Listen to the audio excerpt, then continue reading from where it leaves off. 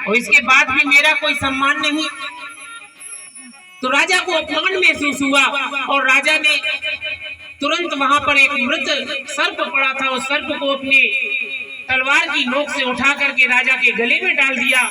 और जैसे राजा ने ऋषि के गले में डाला है और तुरंत जो है राजा वहां से चल दिए, अपने महल को गए। महल में जाकर के शाम को जब अपना मुकुट नीचे रखा है, राजा को ये एहसास हुआ कि आज हमने कुछ गलत किया है। और क्योंकि जब मुकुट सर से नीचे उतर गया तो कलयुग उस समय शरीर से हट गया और राजा को ये आभास हुआ कि मैंने आज बहुत बड़ा अपराध किया है। यहाँ पर घटना क्या हुई कि राजा जो ऋषि के गले में सर्प पड़ा था, उनके पुत्र थे श्रृंगी ऋषि, और श्रृंगी ऋषि को जब ये पता लगा, ऋषि कुमारों ने जाकर के बताया कि तुम्हारे पिता के गले में कोई राजा मृत सर्प डाल गया है। तुरंत वह वहां पर आया और दहाड़े मार करके रोने लगा। रोते हुए उसने क्रोध में आकर के नदी के जल को आचमन किया और आचमन करके उस जल से यह श्राप दिया कि जिस राजा ने मेरे पिता के गले में मृत सर्प डाला है, उसे आज से 7वें दिन तक्षक सर्प डस ले। इतना कह करके उसने श्राप दे दिया और जल छोड़ दिया है। जब समीक ऋषि की समाधि खुली, उन्होंने ये सब कोलाहल देखा और क्रंदन देखा।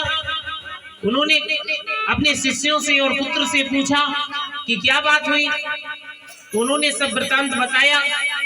ऋषि को बड़ा कष्ट हुआ, बोले बेटा राजा बड़ा धर्मशील है और बड़ा राजा नहीं हो तो फिर ये दंड व्यवस्था समाप्त हो जाएगी, और दंड व्यवस्था समाप्त हो जाएगी तो चोर डाकू बढ़ जाएंगे, उन्हीं से हमारा आश्रम चलता है, उन्हीं से ये संसार की सब व्यवस्था चलती है।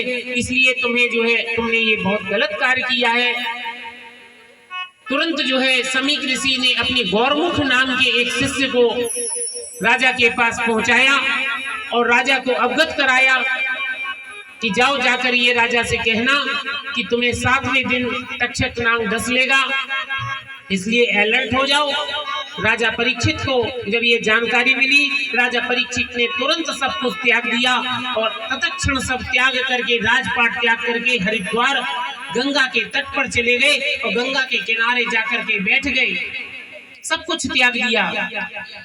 वैशंपायन मुनि से पूछा, बोले प्रभु गुरुवर बताइए कि कोई उपाय ऐसा बताइए ताकि मेरे ये 7 दिन जो है 7 दिन में कोई मैं ऐसा कर्म कर सकूं जिससे जो है मुझे भगवान की प्राप्ति हो जाए।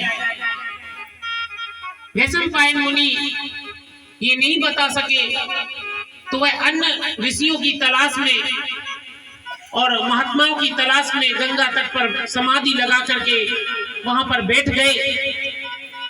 जैसे ही वहां बैठे हैं, कुछ ही देर में भगवान सुखदेव जी महाराज का आगमन हुआ।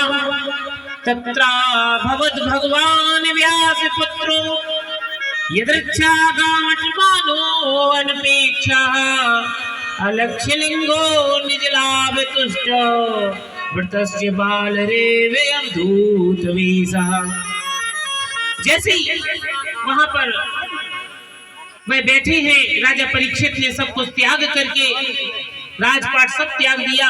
तुरंत वहां पर जैसे सुखदेव भगवान का आगमन हुआ, बोलो सुखदेव जी महाराज की जय, गुरुदेव भगवान की जय।